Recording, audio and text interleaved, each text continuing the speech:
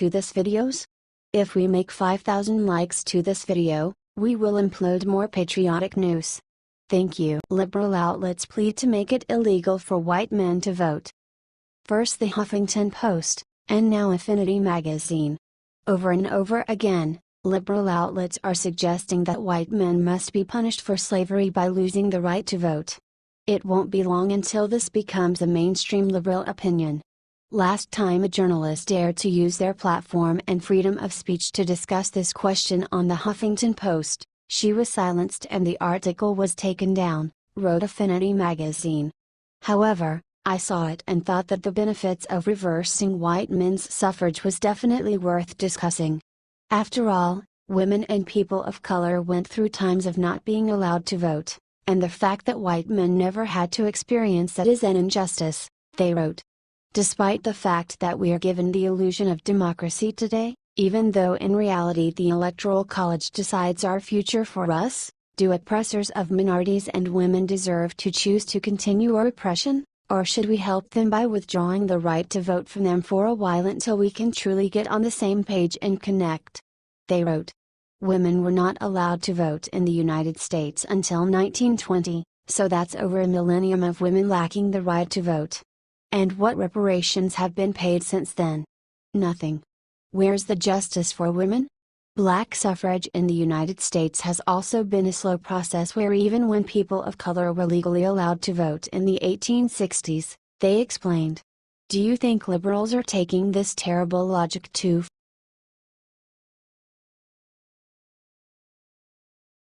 Stephen Miller humiliates CNN's Jim Acosta in front of everyone. Your cosmopolitan bias is shocking.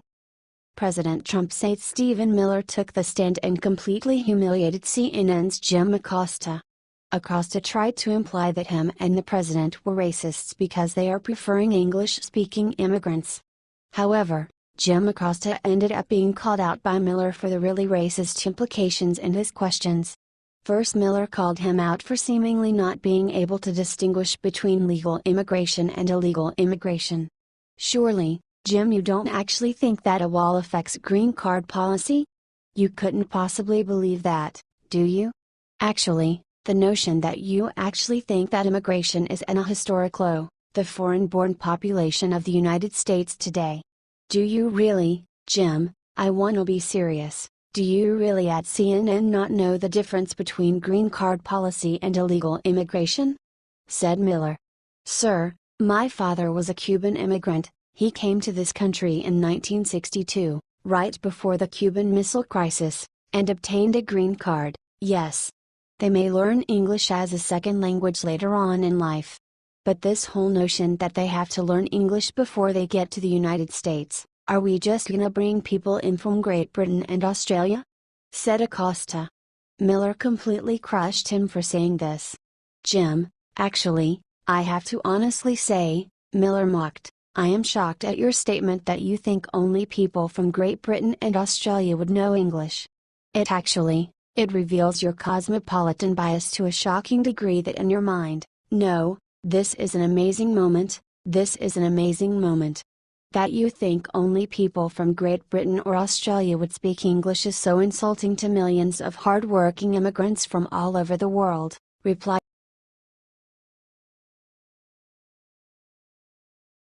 Breaking EECP just warned black people not to go to one Midwestern state. During the past few years, hysteria has been building up among liberals, who want the entire earth to be a safe space where they never hear an opinion that is different than their own. It has gotten to such a point of absurdity that the NAACP just put out a warning for African Americans to stay away from an entire non-blue state.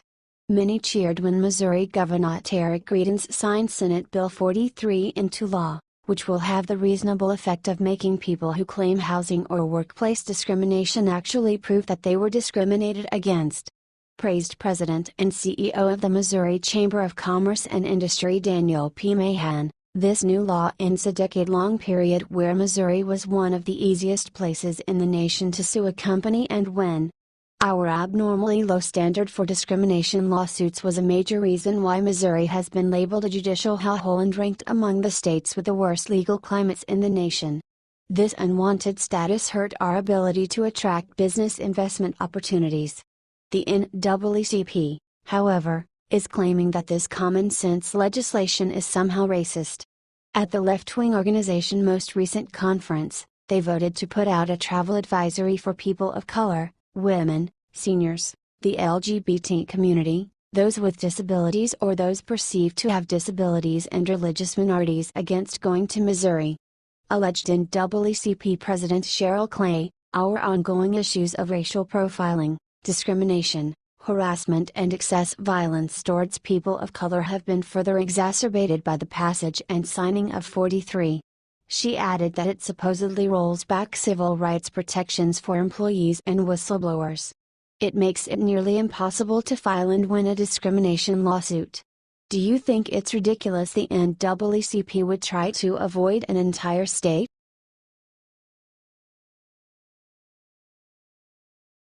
Rush just shut down libs who lied about Trump calling White House a dump. Liberals and anti-Trump Republicans are always looking for a fresh angle to smear President Donald Trump and make people turn against him. In the latest instance, the editors of Golf magazine decided to publish a dubious article where they claimed that Trump referred to the White House as a real dump. On his show, Rush Limbaugh shot down this obvious lie, saying, "Now, on this White House is a dump business, I've never been to Trump's golf club in Bedminster, New Jersey." The story is at thehill.com, where they report members at his Bedminster, New Jersey golf club that the White House is a real dump. He continued, "I just can tell you this. I was at the White House, Catherine and I were at the White House on March 23 for about 5 hours. Before we sat down and had dinner, Trump gave us a tour of the White House and the residence. I had been there before, and I didn't quite know how to handle that." Rush detailed, "I've been there a number of times but I don't think President Trump knew that. And so when he said, 'Rush, have you seen this?' And of course I had. No matter what it was he was showing, I said, 'Never with you, sir.' And he remained enthusiastic." Limbaugh refuted Golf magazine's claim once and for all, saying, "But here's the point. Wherever we went, particularly in the residence, when he was showing us the Lincoln bedroom and the hallways, throughout the entire structure, he kept telling us how shocked he was. How luxurious the White House was. He concluded, Trump never referred to it as a dump. He was proud of it. He kept telling us how luxurious it was and how surprised he was at that. Are you sick of all these obvious lies about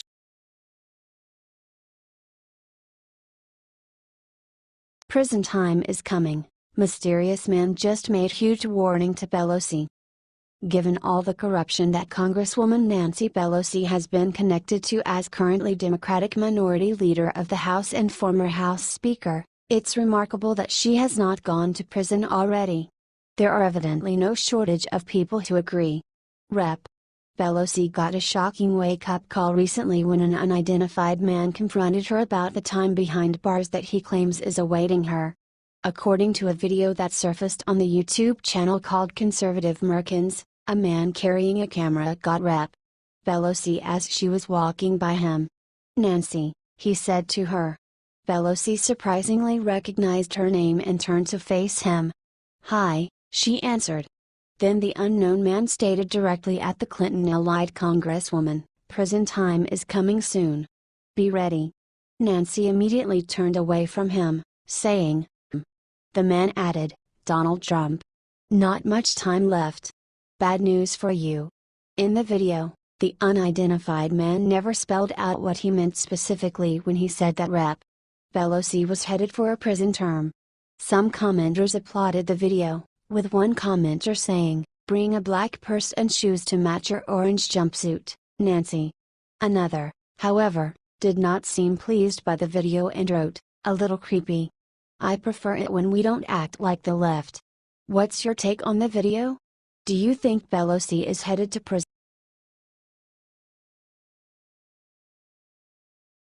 Trump advisor demolishes CNN's Acosta to his face, "He's ignorant and outrageous." CNN reporter Jim Acosta has arguably been the worst of the bad lot in today's White House press pool, and has time and time again shown contempt for President Donald Trump and his surrogates in press briefings. Reacting to details about President Trump's merit-based immigration policy, Acosta once again went too far, prompting Trump advisor Stephen Miller to publicly berate him in a memorable way. Acosta began by claiming to Miller and the other reporters, "What you're proposing, or what the president is proposing, does not sound like it's in keeping with American tradition when it comes to immigration." He added, "Can't people learn how to speak English when they get here?"